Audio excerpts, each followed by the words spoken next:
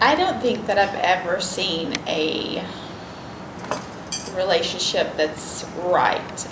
It started off with my father beating my stepmother. Then, as a teenager at age 17, being slapped for the first time by a boyfriend that I later married.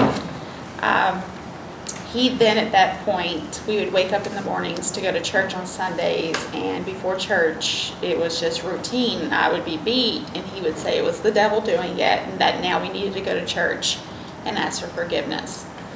At that time, I left at 22 and began another relationship with a man that I thought was the greatest man in the world. He made all kinds of money. He promised me everything. About 2 years into the relationship, I got pregnant.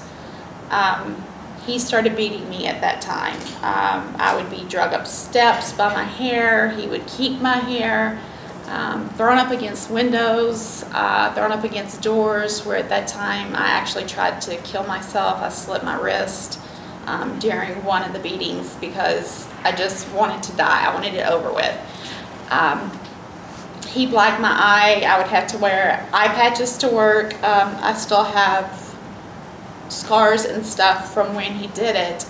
And so when I would go to work, I would actually have to tell them it was bleach in my eye. Because work, they didn't care. You couldn't call in because, oh, I got beat up or whatever. I was abused throughout my whole pregnancy. My son was born with a bronchial fistula, which means his bowel tube was hooked to his lungs. And more than likely, it was because I was beat the entire time I was pregnant. I can remember my oldest son, now 14, 7 at the time, would be in the back seat, and he would be beating my head up against the gear shift in front of my son. So when I had my other son, he was in intensive care for 31 days. They didn't think he would make it. He's only the 21st case in history to have bronchial fistula, which means your bowels are coming up through your mouth. No one here in Chattanooga had ever did the surgery, so when he went in, he had a 50-50 chance on living. I lived in Michigan at the time, had no family support, was in and out of shelters because basically they give you 30 days, and everyone's like, well, you went back to the abuser.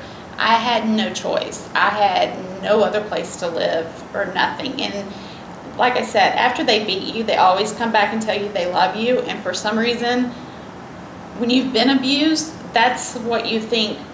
It's just natural.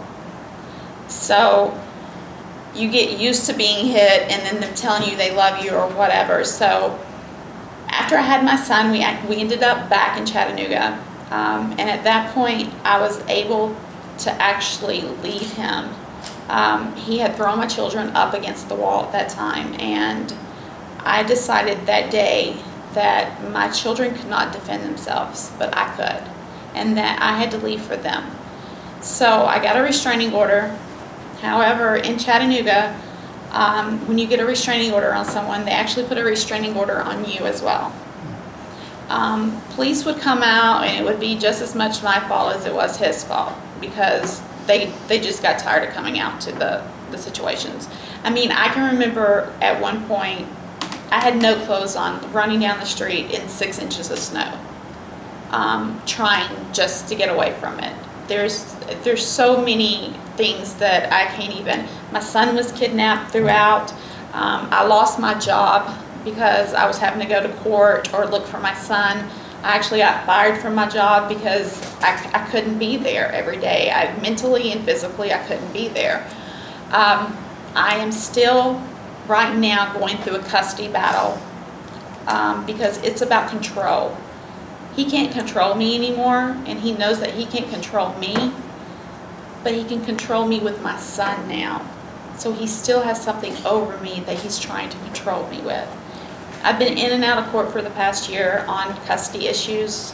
We're up to like $14,000 in attorney fees.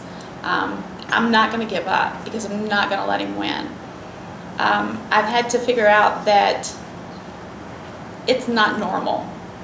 So you have to take time for yourself and figure out what is normal. So the strength that it took to leave the abuser, what could you say to someone else who's going through this same situation? How do you muster up the courage to get away?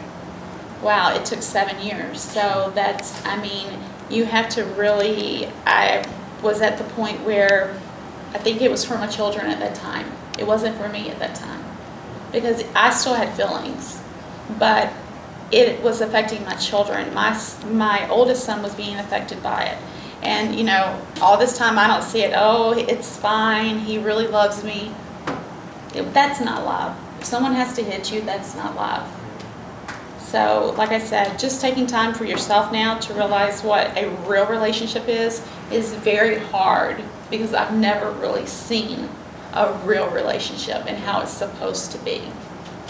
Do you think the love you have for your sons changed your opinion about what love is? My love for my sons is so much different. It's like they are my world, and no love could be greater than that. But during the time I was being abused, you're being mentally, physically, it's all. And I wasn't thinking of my children at that time. All I was thinking of was, okay, he does love me, and I was trying to stay in it for the kids, because it's very hard having children and being in an abusive relationship. Like I said, I don't have my smallest son because of it now, and everyone says, oh, you can leave the relationship, everything, you know, will work out fine. No, it's not that easy. A lot of people stay in abusive relationships because of the children, because they're afraid to lose their children.